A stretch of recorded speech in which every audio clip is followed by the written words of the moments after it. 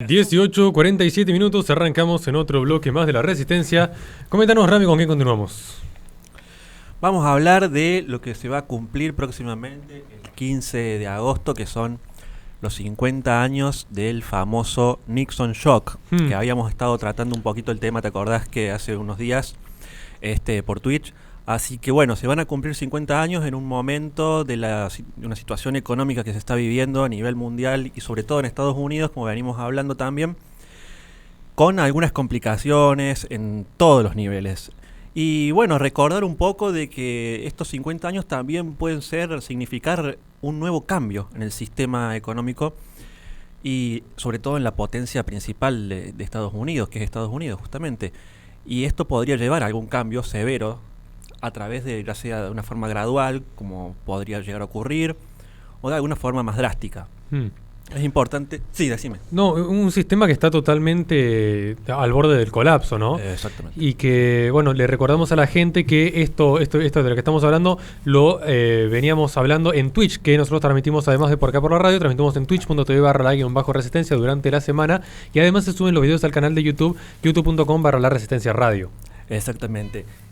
Bueno, básicamente ahora lo que se está viviendo es una cantidad de deuda a nivel, sobre todo mundial, y en Estados Unidos, que es estrafalaria. Es decir, una deuda impagable. Es decir, podríamos explicarlo como una forma de que ellos se han enfiestado durante todo este tiempo, estos 50 años, con dinero que ha generado constante deuda. En los gráficos que se pueden observar, la deuda de Estados Unidos, la deuda pública, es impagable, eso es cierto, y ha aumentado sin en ningún momento llegar a decrecer. Hay algunos puntos históricos que lo vamos a tocar ahora, muy interesantes, porque parece como que la historia en este caso se ha olvidado de algunas cuestiones particulares que han quedado muy en el pasado. ¿Y cómo empezó esto? Resulta que en aquel momento, por los acuerdos de lo que se conoció como acuerdos de Bretton Woods, donde 44 países en el año 1944 acordaron este sistema que sostenía los tipos de cambio fijos con respecto al dólar. Las monedas de los países miembros se mantenían estables y con respecto al oro, un precio invariable del dólar en oro. En aquel momento era $35 la onza.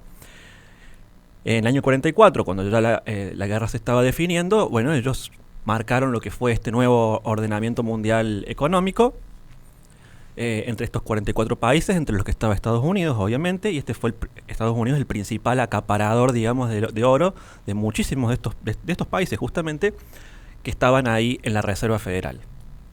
Esto permitió a Estados Unidos... Todo esto a raíz de la guerra, ¿no? Por supuesto, que le permitió a Estados Unidos un gran crecimiento económico para no estar involucrado directamente en la guerra hasta el final, que fue cuando intervino. Mientras tanto, le vendía a todos los otros países involucrados los recursos, permitiéndole a él obtener una cantidad enorme de oro que después pasó a ser el respaldo de la moneda, el dólar. Exactamente, así como lo explicaste.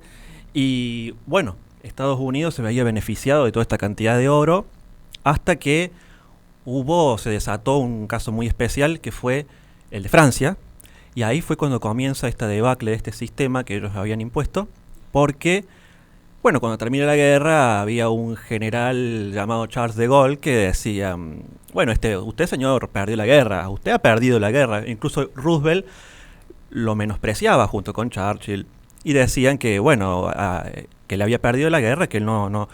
Roosevelt incluso dijo, la única Francia que yo conozco es la que colaboró con los alemanes. Es decir, lo denigró totalmente. Esto le quedó a De Gaulle muy grabado. Digamos, quiso tener revancha en esto.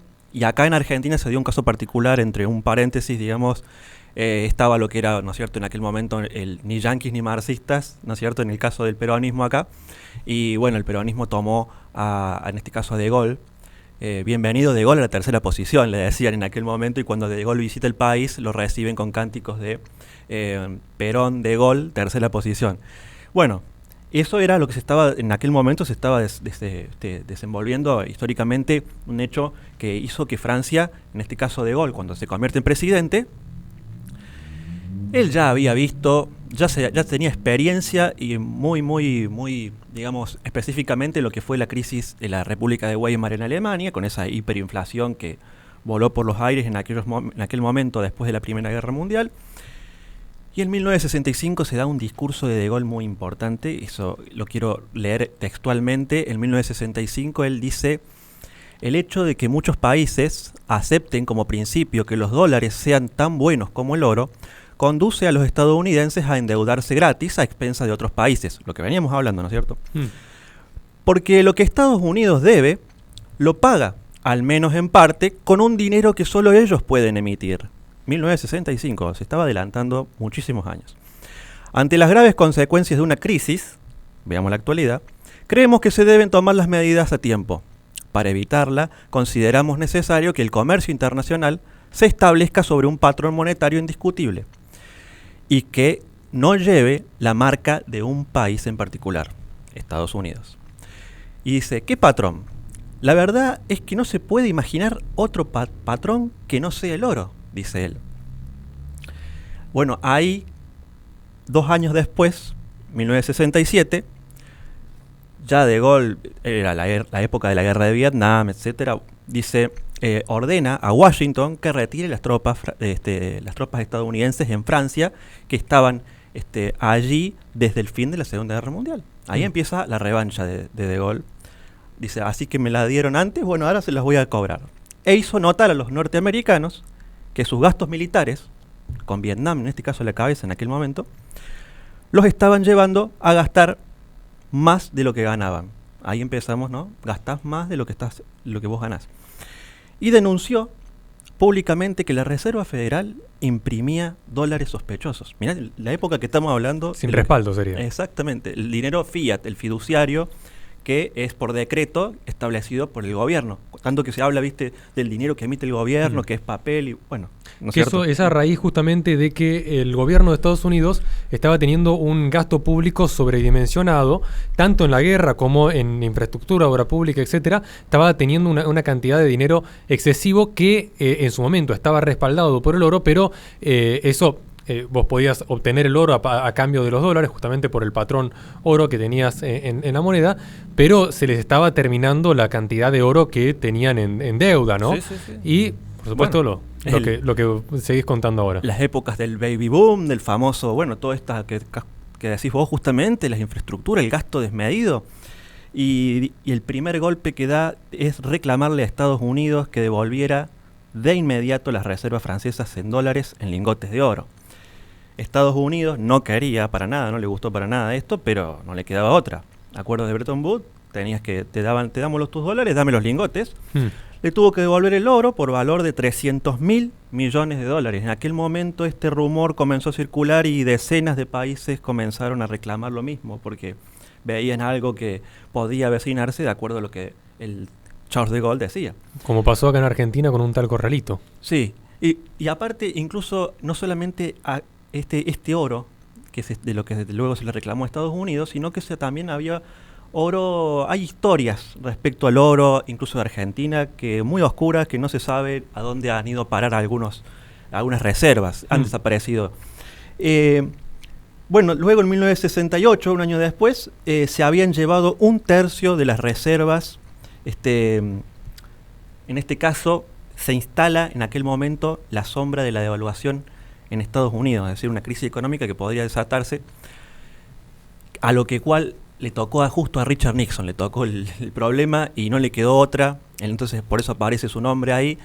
Le dijeron, mira, vamos a tener que hacer esto, vamos a tener que cambiar al sistema de dinero fiat, sí, claro. exactamente, respaldado en la fe del público, en la confianza del público, emitido por nosotros, en este caso la Reserva Federal, la que manda, ¿no es cierto? La que da la orden principalmente, y Biden en este caso sería como un empleado. Así que en estos tiempos se está dando claramente un tema que es en las reservas de oro de los países, como Rusia, no sé si se ha visto, cómo se están incrementando las reservas de oro. Nico me dice, claro, te das cuenta que cómo es la cuestión. Hay muchos países que se están llenando de oro porque ven que acá algo se va a ir. Hasta Rusia está despreciando ya el tema del dólar, incluso se ha deshecho el Fondo de Soberanía Nacional de Rusia, ya ha liquidado sus dólares con la excusa de que no le van a meter, de que no le metan sanciones.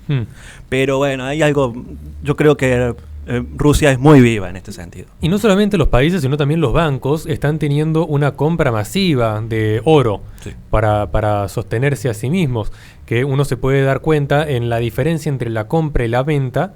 La ganancia que tiene, o sea, la diferencia de precio entre la compra y la venta que te marcan los diferentes bancos, vos ahí te das cuenta si el banco está interesado más en comprar que en vender. Cuando es muy amplia la diferencia es porque no tiene muchas ganas de comprarte a vos, no tiene muchas ganas de venderte el oro, pero sí de comprarte la mayor cantidad posible, y es lo que está pasando hoy en día, tanto en los países como en los bancos. Están estoqueándose de oro. Exactamente, y se está poniendo cada vez incluso acelerado.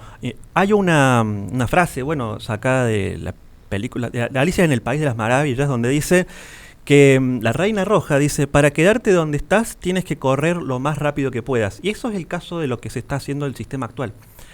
Si vemos la Reserva Federal y la impresión y el aumento de la deuda pública, es eso. Vos te estás quedando en el mismo lugar y necesitas correr más rápido para mantenerte en ese mismo lugar. No vas a llegar a ningún lado, obviamente. Vas a llegar a un desastre que es el que vamos a tener.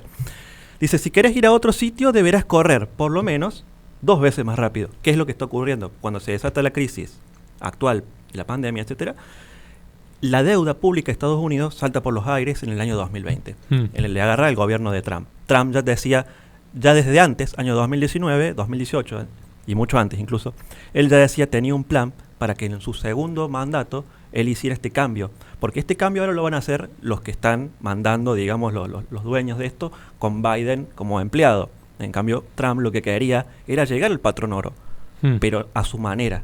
Ellos van a hacer algo que todavía puede ser. Como siempre, los únicos que no van a perder van a ser el gobierno y los bancos. Sí. ¿Y quién se va a endeudar? El pueblo estadounidense. Es más, estamos todos endeudados en realidad. ¿Vos viste la deuda, la noticia de la deuda pública en Argentina hace unas semanas?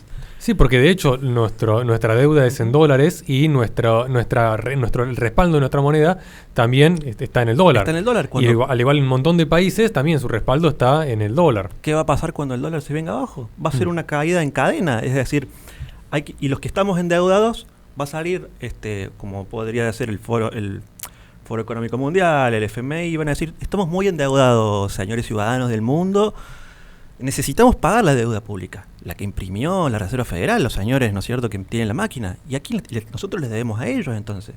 ¿Y cómo vamos a hacer para pagar todo eso? Esa es la pregunta que se va a venir dentro de poco, porque van a cambiar el sistema, y nosotros, ¿qué van a hacer? ¿Nos van a confiscar? ¿O vamos a ser felices sin nada? Claro, exactamente. Bien, vamos cerrando. Le recordamos a la gente que este y todos los bloques se suben al canal de YouTube de La Resistencia Radio, youtube.com/La Resistencia Radio, donde en la descripción de los videos tienen nuestras redes sociales para que se comuniquen con nosotros en caso de que quieran colaborar con este espacio. También le recordamos a la gente que transmitimos en vivo por twitch.tv/la-resistencia y por Play FM en Córdoba, Carlos Paz, Tucumán y San Fernando del Valle de Catamarca. Vamos a un corte y enseguida volvemos con más Resistencia.